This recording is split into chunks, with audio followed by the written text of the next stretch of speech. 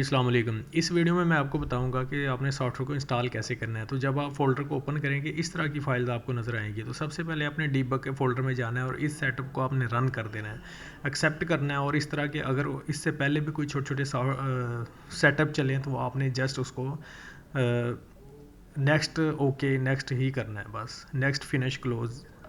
इसी तरीके के सॉफ्टवेयर हो सकता है छोटे छोटे सेटअप भी चलें, क्लोज़ करना है तो आपका सॉफ्टवेयर इंस्टॉल हो जाएगा। अभी देखिए आपके डेस्कटॉप पे ये आइकन बन गया है फिटनेस सेंटर मैनेजमेंट सिस्टम के नाम से। इसको चलाने से पहले आपने एक दो काम और करने हैं। अगर आपके पास विंडो 10 या 11 है तो आपने सी ड्राइव में जाना है, प्रोग्राम फाइल 86 में जाना है और फिटनेस सेंटर मैनेजमेंट सिस्टम में जाना है।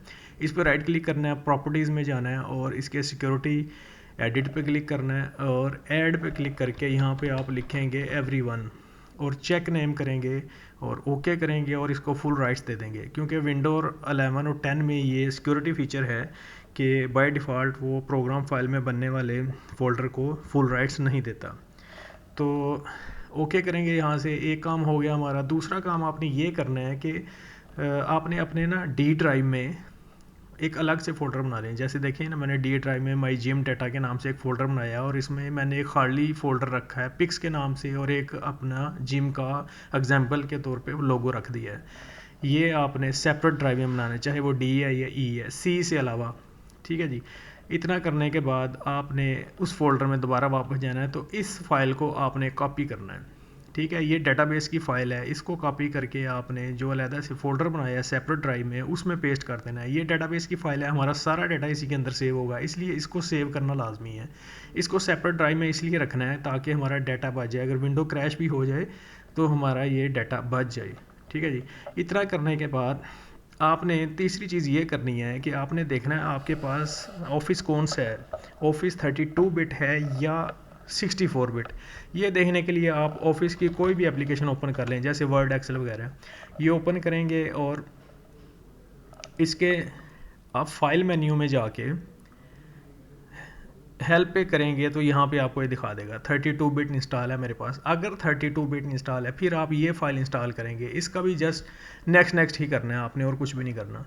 और अगर आपके पास 64 बिट है तो आपने ये 64 बिट वाली फ़ाइल इंस्टॉल करनी है। ठीक है जी। अगर आपके पास ऑफिस है ही कोई नहीं है तो फिर भी आपने ये 32 बिट वाली करनी है, ये वाली फ़ाइल। तो इतना करने के बाद आपने सॉफ्टवेयर को रन करना है। तो सॉफ्टवेयर को जैसे ही रन करेंगे तो एक मैसेज आपके पास आएगा, इसको ओके करेंगे तो एक सेटिंग पेज ओपन हो जाएगा। इसको एडिट करेंगे तो यहाँ पे आप अपनी जिम का नाम लिखेंगे, जैसे मैंने लिखा है power fitness centre link road, ये कॉन्टैक्ट पर्सन, अपना फ़ोन नंबर, ईमेल आईडी, ये सारी चीज़ें।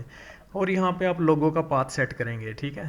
अभी जैसे मैंने डी ड्राइव में अपने डी ड्राइव में एक अलहदा से फ़ोल्डर बनाया था जिम डाटा के नाम से। ठीक है, मैं माई जिम डाटा के नाम से बनाया था फ़ोल्डर। इसके अंदर ये देखें, मैं ये लोगो सेलेक्ट करता हूँ। ठीक है, ये मेरी जिम का लोगो हो जाएगा जो रिपोर्ट्स के ऊपर और सर्टिफिकेट वगैरह और कार्ड्स के ऊपर प्रिंट होगा। अब पिक्चर का पाथ, ये पिक्चर वो पिक्चर्स होंगी जो स्टूडेंट्स की सेव होंगी इसके अंदर। तो डी ड्राइव में माई जिम डाटा के नाम से जो वही फ़ोल्डर बना हुआ है मैं उसके अंदर जाऊंगा और ये इसके अंदर जो पिक्स का फ़ोल्डर है इसका मैं इसको पाथ दे दूंगा।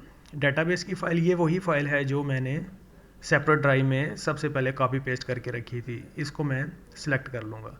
इतना करने के बाद आप सेव करेंगे और इसको ओके करेंगे। एक और चीज़ आपको बता दूं, अगर यहाँ पे आपके जिम के वो रूल एंड रेगुलेशन है, नो स्मोकिंग है या फ़ी के मतलब कोई भी इंस्ट्रक्शंस हैं, वो यहाँ पे आप 1 बाय 1 करके लिख दें।